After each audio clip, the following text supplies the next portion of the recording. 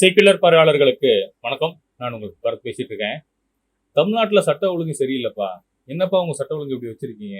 தாவேக்கா ஆட்சிக்கு வந்த 12 நாள்ல கிட்டத்தட்ட ஒரு 40 கொலைகளுக்கு மேல நடந்திருக்கு. இதே தமிழ்நாட்டுல 40 கொலைகளுக்கு மேல. கொலைகள் மட்டும் 40க்கு மேல. அதை தாண்டி பெண்கள் பாதுகாப்பு சம்பந்தப்பட்ட விஷயம், குழந்தைகள் பாதுகாப்பு சம்பந்தப்பட்ட விஷயம், இந்த மாதிரி இன்னும் பல்வேறு காரணிகள் இருக்கு. இது எல்லாமே அதிகரிச்சிருக்கு. எந்த ஒரு ஆட்சியிலையும் ஒரு 12 நாள்ல இந்த அளவுக்கு எந்த ஒரு குற்ற சம்பவமும் எந்த ஒரு குற்ற செயலும் அதிகரிக்கல. புதுக்கோட்டையில கூட பழிக்கு பழி அப்படின்ற ஒரு கொலையை நடத்தியிருக்காங்க. அதுவும் நடத்தின பசங்க எல்லாம் சின்ன சின்ன பசங்க. சரியா? இப்ப என்ன மேட்ரு அப்படின்னா, தொடர்ந்து இந்த மாதிரி சம்பவம்லாம் நடந்துட்டு இருக்கு. கோயம்புத்தூர்லயும் ஒரு ஒரு சின்ன ஒரு குழந்தை, ஒரு பச்சிளம் குழந்தைன்னு கூட சொல்லலாம் வச்சுக்கோங்களேன். ஒரு 10 வயசு குழந்தை, அவளை போய் ரொம்ப ப்ரூட்டலா கொண்டிருக்கானுங்க ஒரு 2 பேரு. இதை பத்தி நம்ம தொடர்ந்து பேசிட்டு இருக்கோம். ஊரே பேசுது, கேள்வி கேட்குது. சம்பந்தப்பட்ட குடும்பத்தினர், அந்த குழந்தைய பெற்ற தாய் தந்தை எல்லாரும் ஒப்பாரி வச்சு அழுது எவ்வளவோ விஷயங்கள் வந்து பொது வெளியில வந்து பேசுறாங்க. ஆனா தாவேக்கால இருக்கக்கூடிய நபர்களுக்கு மனசாட்சி அப்படின்ற ஒரு விஷயம் இருக்கா அப்படிங்கிறது எனக்கு தெரியல. நீங்க ஜஸ்ட் இதை நான் படிக்கிறேன், இப்ப நான் பிளே பண்றேன், அதை கொஞ்சம் பாருங்க. ஒருத்தன் வந்து போட்டிருக்கான், ஒரு தந்தி நியூஸ் செய்திக்குள்ள ஒரு பையன் கமெண்ட் பண்ணியிருக்கான். அந்த பையன் என்ன சொல்றான் பாருங்க. மிட்டாய்க்கு ஆசைப்பட்டு படுக்க போனா விஜய் காரணமா அப்படின்னு கேட்கறான். குழந்தைய கடத்திட்டு போய் ப்ரூட்டலா ரொம்ப கொடூரமா கொண்டிருக்கானுங்க அப்படின்ற ஒரு விஷயத்துக்காக நம்ம கொந்தளிக்கிறோம். ஆனா அந்த தாவேக தரப்பு சம்பந்தப்பட்ட நபர்கள் மிட்டாய்க்கு ஆசைப்பட்டு படுக்க போனா விஜய் காரணமா அப்படின்னு கேட்கறாங்க. இன்னொருத்தன் அவன் பேரு டெவில். ஓகே, பேர்ல டெவில் வச்சிருக்கான். அவன் என்ன சொல்றான் பாருங்க. ஃபர்ஸ்ட் இது வந்து நம்ம வீடியோக்கு கமெண்ட்டுக்கு வந்த விஷயம். ஃபர்ஸ்ட் குழந்தைங்களை எப்படி பார்த்துக்கணும்னு போய் கத்துக்கோ அப்படின்னு போடுறான். எப்படி பார்த்துக்கணும் அதையும் விஜய் வந்து சொல்லிக் கொடுக்க சொல்லுங்க. விஜய் அவருடைய குழந்தைய எப்படி பார்த்துக்கிறாரு அப்படிங்கிறத மக்களுக்கு சொல்ல சொல்லுங்க. அதை நாங்க மக்கள் கத்துக்கிறோம். விஜய் தான் மனைவியையும் தன்னுடைய பிள்ளைகளையும் எப்படி பார்த்துக்கிறாரு, அந்த லட்சணம் என்ன அப்படிங்கிறத விஜய் வந்து இந்த நாட்டு மக்களுக்கு சொல்லிக் கொடுத்தா இந்த நாட்டு மக்கள் நாங்கள் அதை ஃபாலோ பண்ணிக்கிறோம். ஒன்றும் பிரச்சனை இல்லை. என்னடா பேசுறீங்க? என்ன பேசுறீங்க? சுய நினைவோட தான் பேசுறீங்களா? நம்ம இந்த வார்த்தையை பயன்படுத்துறோமே, இது தப்பு அப்படின்ற ஒரு ஒரு துளி அளவு கூட உங்களுக்கு சிந்தனை இல்லையா? என்கிட்ட வந்து சொல்றீங்கல்ல, அவர் சிஎம், மரியாதை கொடு, இல்லாட்டி உன்னை பிடிச்சி ஜெயில போட்டுருவாங்கன்னு. அவரை போய் வாடா போடான்னு பேசுற அப்படின்றானுங்க. வாடா போடான்னு ஒரு சிஎம் பேசுனா ஜெயில தூக்கி போடணும்னு ஏதாவது சட்டத்திட்டம் ஏதாவது இருக்கா? இல்லையே. வாடா போடான்னு தானே சொன்னேன். வாயா உக்கானது கேட்கல. அந்த அளவுக்கு நீங்க நான் உங்களுக்கு மரியாதை கொடுக்குறேன்ல, அதை காப்பாத்திக்கோங்க. இப்படியெல்லாம் நீங்க வந்து கமெண்ட் பண்ணிட்டு இருக்கீங்க. இதுல இன்னொரு பெண்மணி அவங்க வந்து ஒரு பதிவு போடுறாங்க. அந்த பாதிக்கப்பட்ட குழந்தையோட அம்மா வந்து அவங்க நடத்தையில தவறு இருக்கு, அவங்க வந்து இன்னொருத்தவங்க கூட தொடர்பு இருந்தாங்க அப்படின்ற மாதிரியான ஒரு விஷயத்த ஒரு ஒரு அம்மா பேசுறாங்க. எந்த ஆதாரத்தின் அடிப்படையில் அவங்க பேசுறாங்கன்னு தெரியல. ஏன்னா நான் பக்கத்து வீட்டுக்காரன் அப்படின்றாங்க. பக்கத்து வீட்டுல இருக்கோம், குழந்தை காணுங்கிறதே நாங்க தான் போய் அந்த அம்மாட்ட சொல்றோம். நாங்க போய் அந்த அம்மா எழுப்பும்போது அம்மா போதையில இருந்தாங்க அப்படின்னு சொல்றாங்க. அந்த பொண்ணு விசாரிச்சீங்களா? அந்த பொண்ணு எந்த நிலைமையில இருந்தான்னு உங்களுக்கு தெரியுமா? அந்த பொண்ணு தொலைஞ்சு போய் 5 மணிக்கு தொலைஞ்சு போனது.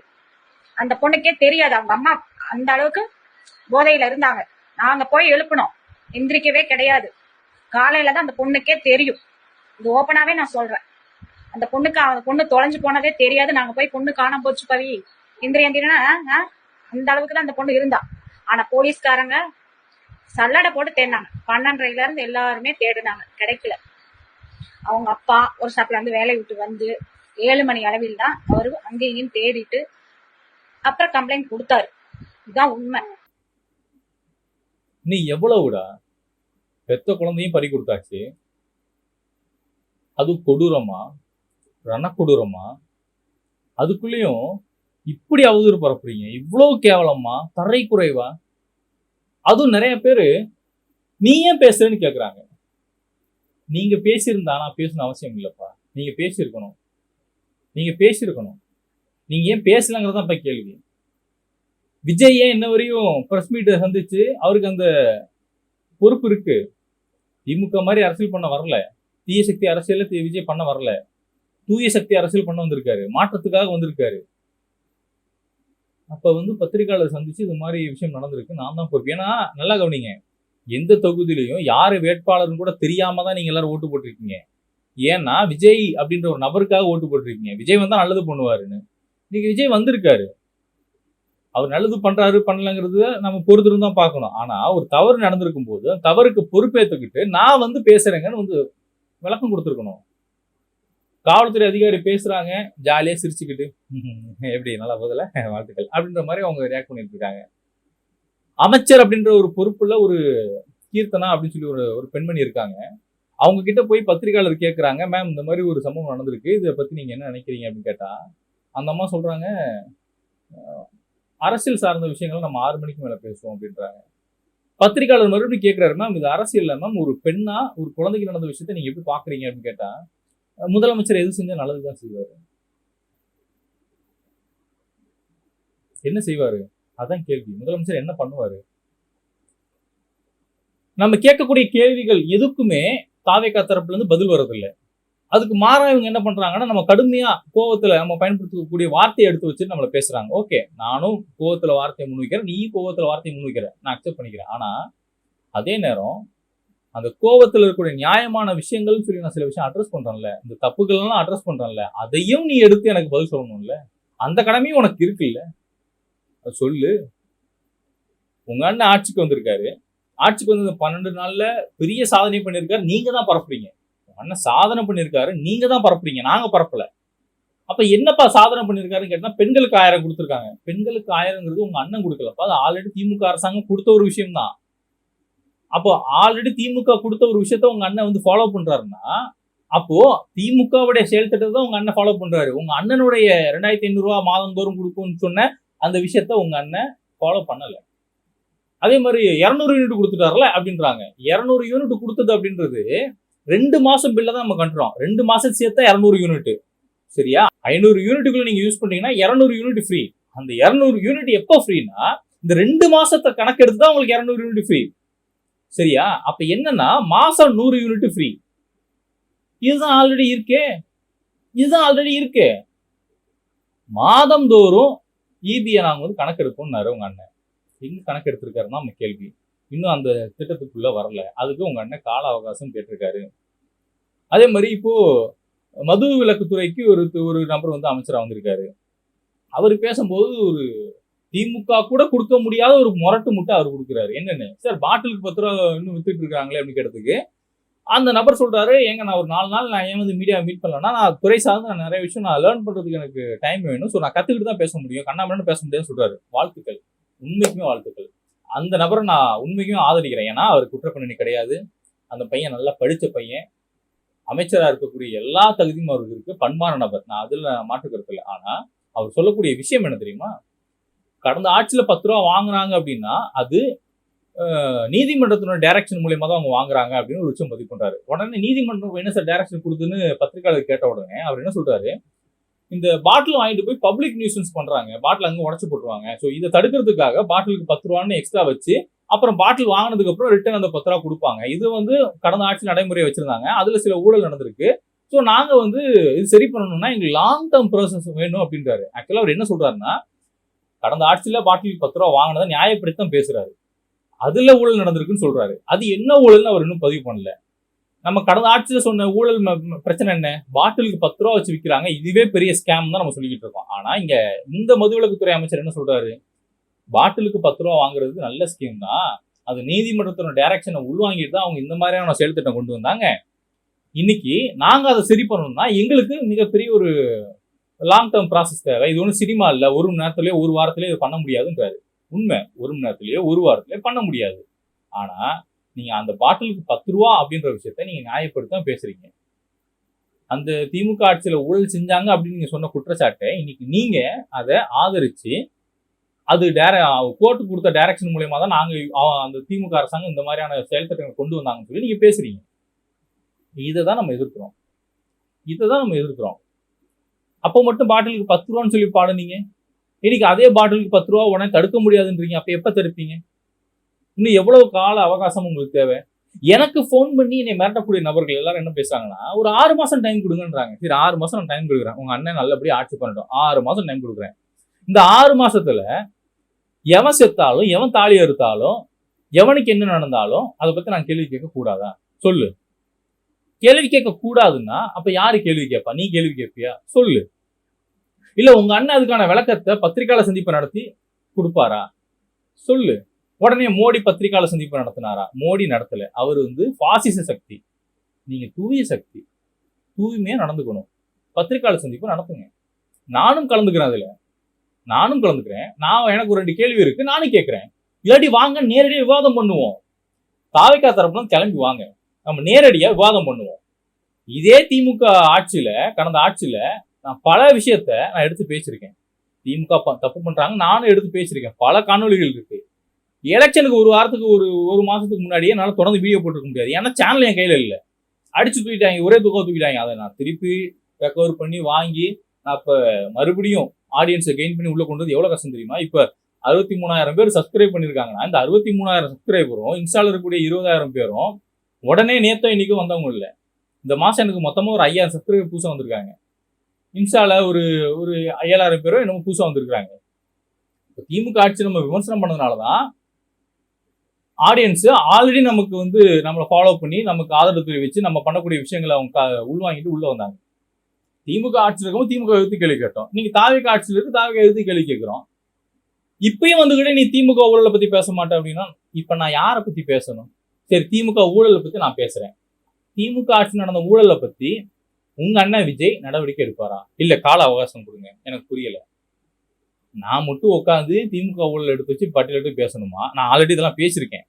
ஆனா இதெல்லாம் இப்ப பேசணும்னு என்ன கேட்குறீங்க? இதே உங்க அண்ணன் திமுக ஆட்சியில் கூடிய நடந்த ஊழலை பத்தி நாங்க விசாரணை நடத்துவோம்னு ஒரே ஒரு அறிக்கை கொடுக்க சொல்லு, நான் ஒத்துக்கிறேன். உங்க அண்ணன் நல்லவர், உத்தமர், வல்லவர், நாளும் தெரிஞ்சவர் அப்படின்னு.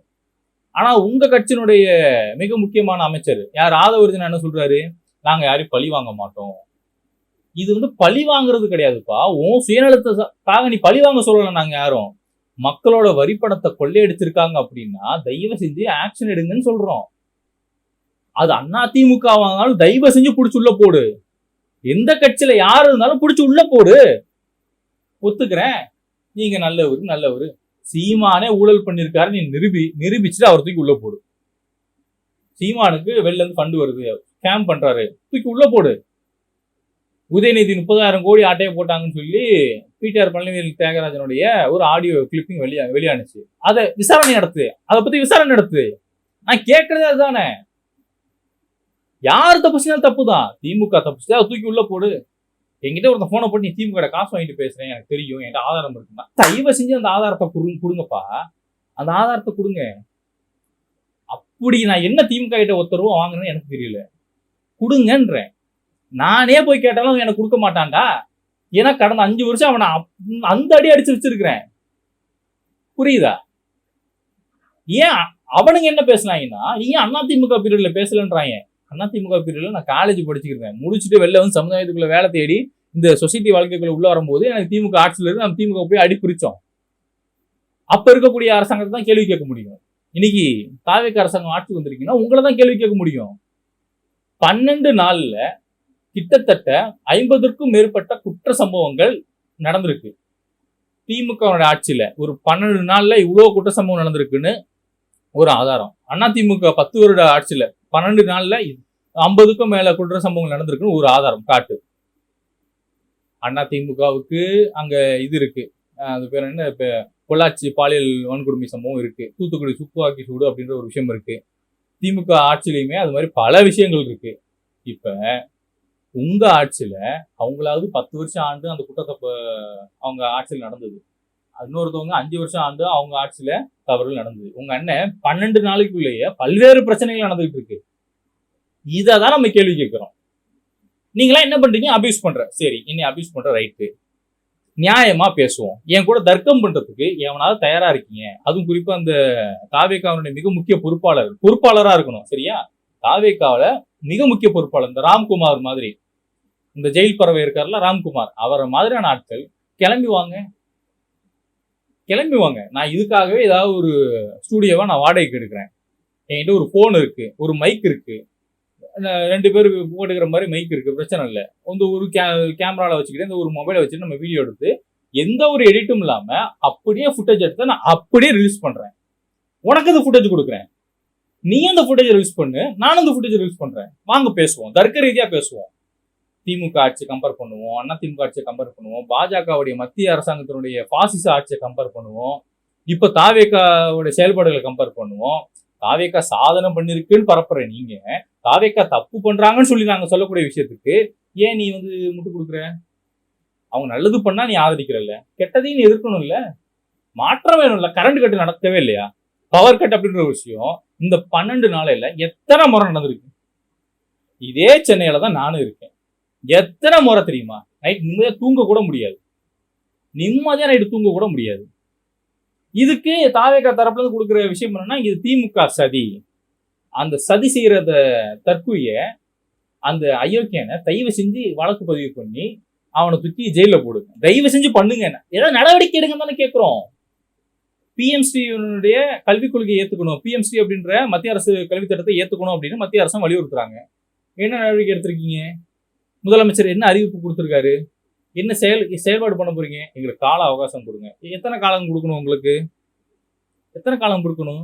சுரங்க பணிக்காக கிராம மக்களுடைய நிலங்களை ஆக்கிரமிப்பு பண்ணுது இந்த அரசாங்கம், தாவேகா அரசாங்கம்.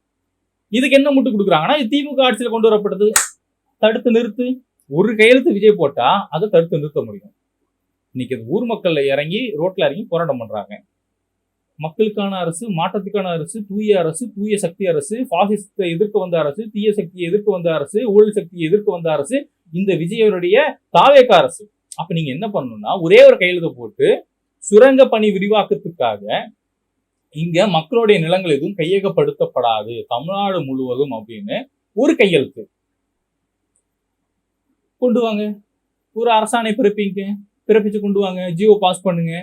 இன்னைக்கு திமுக கூட்டணி கட்சிகள்லாம் உங்களுக்கு ஆதரவு கொடுத்துருக்காங்க. அந்த கூட்டணி கட்சிகளுக்கு நீங்க அதிகாரம் கொடுத்துருக்கீங்க. அதிகாரம் இருக்கக்கூடிய கட்சிகள் உங்களுக்கு ஆதரவா வந்து நிற்பாங்க.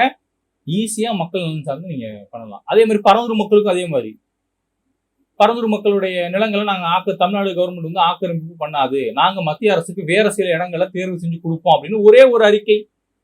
அந்த அறிக்கை கொடுத்தீங்கன்னா பரந்தூர் மக்களோட பிரச்சனை முடிஞ்சுப்பா. டக்குனு முடிஞ்சு. நமக்கு ஏர்போர்ட்டுக்கு மத்திய அரசு நிலம் கொடுத்த மாதிரி ஆகும். பரந்தூர் மக்களுடைய பிரச்சனை முடிஞ்ச மாதிரி ஆகும். ஒரு சைன் போடலாம், ஒரே ஒரு சைன் போடலாம். Matter close. அனைத்து மகளிருக்கும் அனைத்து பேருந்து இலவசம். எப்ப நடக்கும்? வருஷத்துக்கு 6 கேஸ் சிலிண்டர் எப்ப நடக்கும்? தாய்மாமன் சீர் கொடுப்ப நீங்க எப்ப கொடுக்க போறீங்க? இது வரைக்கும் விஜய் ஆட்சிக்கு வந்து 12 நாள்ல விஜய் எந்த சாதனையும் பண்ணல. இதான் உண்மை. சிஎம் செல்னு ஒரு விஷயம் இருக்கு, அது கடந்த ஆட்சிகளையும் இருந்திருக்கு. உங்க அண்ணன் வந்து உருவாக்கல. டிவிஎஸ்சின்னு ஒரு டிபார்ட்மெண்ட், அது காலங்காலமா இருக்கு, உங்க அண்ணன் வந்து உருவாக்கல. பெண்களுக்கு முக்கியம். ஆல்ரெடி எல்லா அரசாங்கத்திலையும் எல்லா கட்சியினுடைய ஆட்சியிலையும் பெண்களுக்கு முன்னுரிமை கொடுக்கப்பட்டிருக்கு. அவங்கள அமைச்சரும் ஆக்கியிருக்காங்க. தலித் சமுதாயம் சம்பந்தப்பட்ட நபர்களையும் அமைச்சரவையில் உட்கார வச்சு அழகு பார்த்திருக்காங்க. உயர்கல்வித்துறை அமைச்சர் கடந்த ஆட்சியில கூட நம்ம என்னதான் திமுக விமர்சனம் பண்ணியிருந்தாலும் உயர்கல்வித்துறை அமைச்சரா கொண்டு வந்து உட்கார வச்சாங்க. இந்து அறநிலையத்துறையில ஒரு பார்ட்னர் அல்லாத ஒரு நபரை கொண்டு வந்து உட்கார வச்சாங்க. அதெல்லாம் வரவேற்கணும். என்னதான் சேகர் பாபு வந்து கேடியா இருந்தாலும் அவரு ஒரு பார்ட்னர் கிடையாது. அவரு இங்க இருக்கக்கூடிய கவர்னரையே கொண்டு போயிட்டு நீதிமன்றத்துக்கு கூட்டு வந்த அரசாங்கம் தான் திமுக அரசாங்கம். கவர்னரையே கோர்ட்டு கூட்டி போய் நிக்க வச்சாங்க. கவர்னரையே சட்டமன்றத்துக்கு வெளிநடப்பு செய்ய வச்சாங்க. ஆளுநரை எதிர்த்தாங்க. திமுக அரசாங்கம் ஒன்றும் பொற்கால ஆட்சின்னு சொல்ல மாட்டேன், ஆனா கம்பேர் பண்ணும்போது அவங்க பரவாயில்லன்னு தோணுது. இப்பயும் நான் கேட்கறது ஒண்ணு, இந்த 12 நாள்ல உங்க அண்ணன் அந்த சாதனை பண்ணாரு, இந்த சாதனை பண்ணாரு, அரசு அதிகாரிகள் லஞ்சம் வாங்கினா அவங்களுடைய சொத்துக்கள் பறிமுதல் செய்யப்படும், 50% சொத்துக்கள் பறிமுதல் செய்யப்படும்லாம் ஒரு விஷயத்த பரப்புனீங்கல்ல, அதுக்கான ஜிஓ காட்டு. அதெல்லாம் சும்மாலாம் பண்ண முடியாது. எந்த சட்டத்தை நீங்க கொண்டு வந்தாலும் ஒரு ஜிஓ பாஸ் பண்ணி ஆளுங்கட்சி எதிர்கட்சி உட்காந்து டிபேட் நடத்தி அதுல மக்கள் நலன் சார்ந்த விஷயங்கள் இருக்கா இல்லையாங்கிறத பத்தி பேசி அதுக்கப்புறம் அந்த ஜிஓக்கு ஆதரவு இருக்கா இல்லையாங்கிறத தெரிஞ்சுக்கிட்டு அதுக்கப்புறம் அதை கொண்டு போய் நீங்க ஆளுநர்கிட்ட கொடுத்து நீங்க அதை கன்ஃபார்ம் பண்ணணும். சரியா? ஏதாவது ஒண்ணு நீட்டு விலக்குக்காக மத்திய அரசை வந்து நாங்க அழுத்தம் கொடுப்போம். இந்த 12 நாள்ல நீட்டு விலக்கு சம்பந்தப்பட்டு விஜய் என்ன பண்ணிருக்காரு? கடிதம். மீனவர்கள் பாதுகாப்பு பிரச்சனைக்காக உங்க அண்ணன் என்ன பண்ணிருக்காரு? கடிதம். வேற இது வரைக்கும் உங்க அண்ணன் தமிழ்நாட்டு மக்களோட பிரச்சனைக்காக என்ன பண்ணிருக்காரு? ஒண்ணும் இல்லை. இதுதான் உண்மை. உங்களை அவதூறு பரப்பணும்னு நான் எதுவும் பேசல, ஆதாரம் இல்லாம நான் எதுவும் பேசல. எந்த செய்தி பேசினாலும் அதுக்கு ஒன்று ஆதாரத்தோட போட்டுருவேன். ஆதாரம் நான் போடலைன்னா அது ஓப்பன் சோர்ஸ்ல இருக்குடா, அதை போய் செக் பண்ணுங்கடான்னு கூட நான் சொல்லியிருக்கிறேன். சரியா? நீங்க நல்லாட்சி கொடுக்குறேன், நாங்க மாஸ் பண்றோம், பிளாஸ்ட் பண்றோம் அப்படின்னா நீங்க மக்களை தூங்க விடாம அவங்களை டார்ச்சர் பண்ற, பெண்களுக்கு பாதுகாப்பு கொடுக்காம அவங்க தாலி இருக்கிற, இங்க குழந்தைகளுக்கு பாதுகாப்பு கொடுக்காம குழந்தைகளை சிதைக்கிறீங்க. இதைதான் நம்ம கேள்வி கேட்கிறோம். இதே என்னுடைய ஃபாலோவர்ஸ்ல கிட்டத்தட்ட ஒரு 50,000 பேர் ஏன் வந்தாங்கன்னா, திமுக எதிர்ப்பு ஸ்டாண்ட்ல நம்ம இருந்ததுனால நமக்கு ஆதரவு கொடுத்தாங்க. கடந்த ஆட்சியில நம்ம பல விஷயங்கள் நம்ம எக்ஸ்போஸ் பண்ணியிருக்கோம், பேசியிருக்கோம். சேகர் பாபு நம்ம எதிர்த்திருக்கோம். இவரு அன்பில் மகேஷ் எதிர்த்து பல காணொலிகள் போட்டிருக்கேன். பள்ளிக்கல்வித்துறையில ஒரு ஆபாச நடிகையை கொண்டு வந்து நடிக்க வச்சதுக்கு நம்ம கண்டனம் தெரிவிச்சு அந்த ஆபாச நடிகை நமக்கு போன் போட்டு கதறின சம்பவம்லாம் இருக்கு. சும்மா ஒண்ணு நம்ம உட்காந்து இங்க பேசிட்டு இல்ல. சரியா? அதே திமுக ஆட்சியில இனி எந்த வாயெல்லாம் என்னை வசைப்பாடு இருந்துச்சோ, இன்னைக்கு அந்த வாயெல்லாம் எனக்கு ஆதரவா வந்து நிக்குது. அதுக்காக நான் திமுக காரன் கிடையாது. அதையும் சொல்லிக்கிறேன். தப்பு யார் பண்ணாலும் தப்பு தான். திமுக நல்ல எதிர்கட்சி. எப்போதுமே திமுக நல்ல எதிர்கட்சி. அண்ணா திமுக நல்ல ஆளுங்கட்சின்னு கூட நான் சொல்ல மாட்டேன். இங்க எவனுமே நல்ல ஆளுங்கட்சி இருந்தது இல்ல. பிரச்சனையே அதுதான். இன்னைக்கு நீங்க நல்ல ஆட்சி கொடுப்போம், நீங்க ஏதாவது ஒரு விஷயம் நல்லது காட்டுங்கடா தான் நான் கேட்கறேன். ஏதாவது ஒரு விஷயம் நல்ல விஷயம் என் கண்ணில் காட்டுங்க. ஒரு விஷயம் நல்ல விஷயமா மக்களுடைய நலத்துக்காக நாங்க பண்ணியிருக்கோம் அப்படின்னு ஒரு விஷயம்.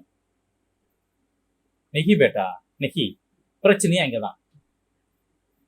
அதனால நான் மட்டும் கோபமா பேசுறதோ கடுமையா பேச குறைச்சிக்கிறேன். ஆனா நியாயமான முறையில் கேள்வி கேட்டா பதில் கொடுப்பேன் நீங்க தானே சொல்றீங்க. இப்ப நான் அந்த காணொலி முழுவதும் நியாயமா தான் கேள்வி கேட்டிருக்கேன். நியாயமான விமர்சனத்தை வச்சிருக்கிறேன்.